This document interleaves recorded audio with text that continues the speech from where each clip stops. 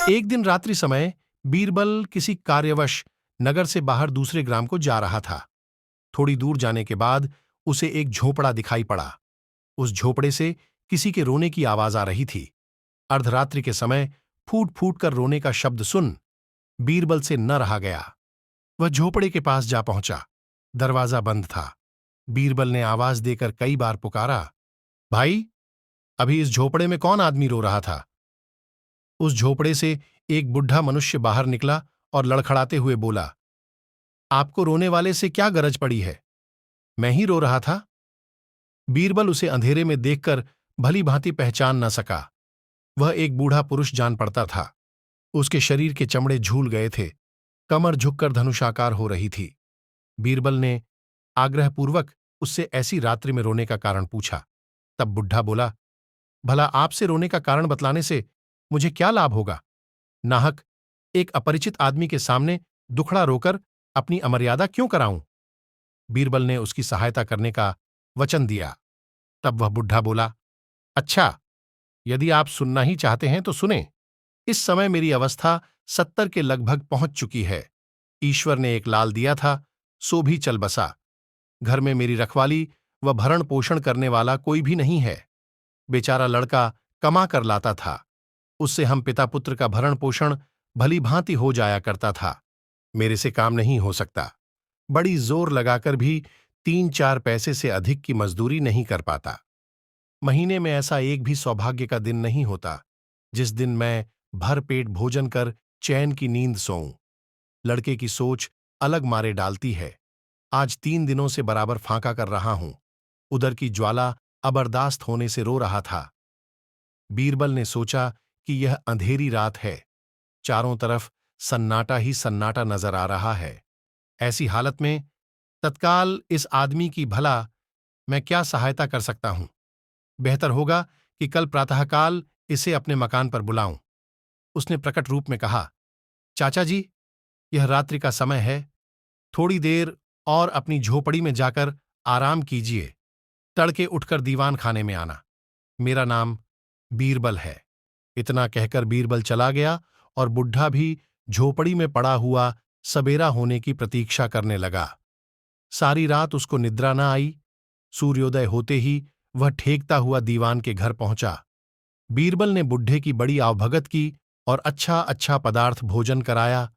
जब वह खा पीकर संतुष्ट हुआ तो बीरबल ने कहा, चाचा जी, इस समय मैं आपको केवल 15 दिन का खर्च देकर विदा करता हूं।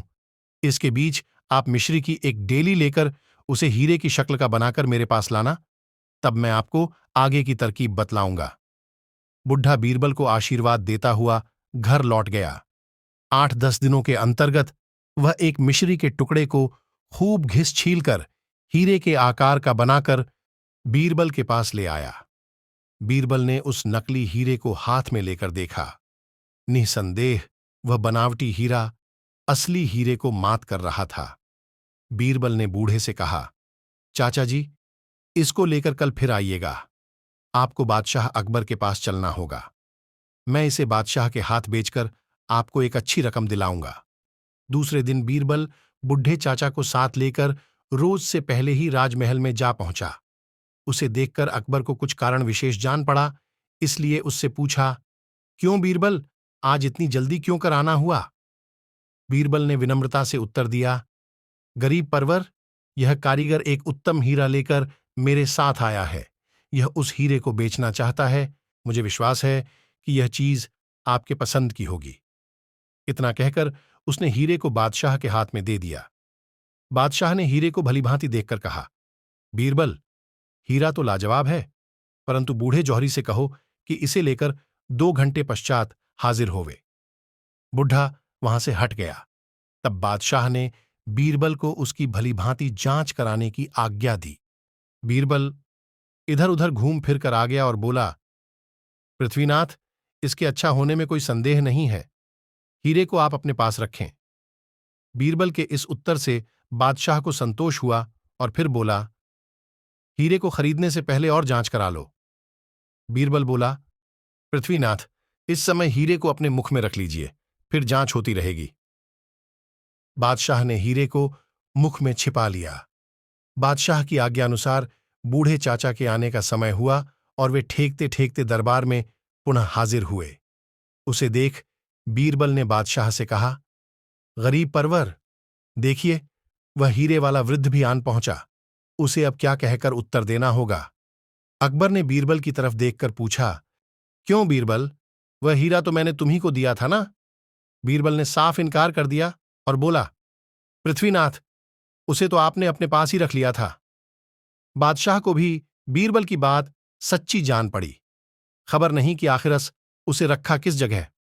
उसने हीरे का बहुतेरा खोज किया, परंतु जब कहीं हो तब तो मिले। वह तो मुख में गलकर पानी हो गया था। लाचार होकर बादशाह बोला, अच्छा बीरबल, बुढ़े व्यापारी से उसका मूल्य निश्चित कर लो, परंतु उससे कोई झकझक न करना। हुक्म मिलते ही बीरबल ने बूढ़े चाचा से हीरे का मूल्य पूछा। वह बोला, दीवान जी, हीरे का असली मूल्य 2000 मुहरें हैं और 200 मुहरें मैं नफे में लूंगा। बीरबल ने कहा, नहीं, तुम्हें नफे में 50 मुहरें ही दी जाएंगी। बूढ़ा दुखित मन से बोला, सरकार, यदि आपको मुनाफे की 200 मोहरें देनी स्वीकार हो तब तो लेवें, नहीं तो कृपा कर मेरा माल मेरे हवाले करें। बीरबल मूल्य में कमी कराने के लिए उससे बार बार बनावटी माथापची करता रहा। अंत में झुंझलाकर बोला, बुढ़े, इतनी टिरटिर क्यों करता है? अच्छा, 50 मोहरें और ले लेना। परंतु बूढ़े चाचा तो पक्के गुरु के चेला थे। भला वे कब मानने लगे? मुंह बनाकर बोले, दीवान जी, इस प्रकार मुझ गरीब को क्यों दबाते हैं? मैं 200 मुहरों से एक कौडी भी कम न लूंगा। अकबर ने इन दोनों की बड़ी देर की झकझक सुन्न क्रोधित होकर पूछा, क्यों बीरबल, व्यापारी क्या कहता है? बीरबल ने उत्तर दिया, पृथ्वीनाथ, वह हीरे की लागत 2000 मुहरें बतलाता है और मुनाफे की 200 मुहरें अलग से मांगता है। मैं इसके नफे में कमी करवाता हूं और केवल 100 मुहरें ही देना चाहता हूं।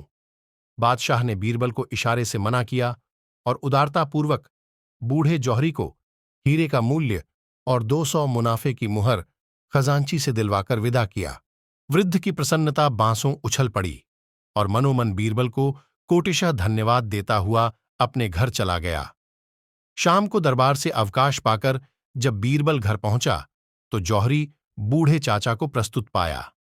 बूढ़ा बीरबल को देखकर प्रसन्नता से रोमांचित हो गया और बोला, आप और आपकी बुद्धि धन्य है दीवान साहब। आप जो मुझ सरीखे दीनों पर उपकार कर रहे हैं, उसका फल ईश्वर आपको हाथों हाथ देगा। मुझे विश्वास हो गया है कि इस पृथ्वी मंडल पर आप ऐसा प्रजापालक दूसरा दीवान नहीं है। उसकी ऐसी अनेकों प्रशंसा की बातें सुनकर उसके संतोषार्थ बीरबल ने कहा, चाचा जी, इसमें मेरा क्या उपकार है? यह सब आपको आपकी बुद्धिमानी का प्रतिफल मिला है। बुढ़ा इस पर आवाक हो गया और कोटि कोटि आशीर्वाद देता हुआ अपने घर चला गया।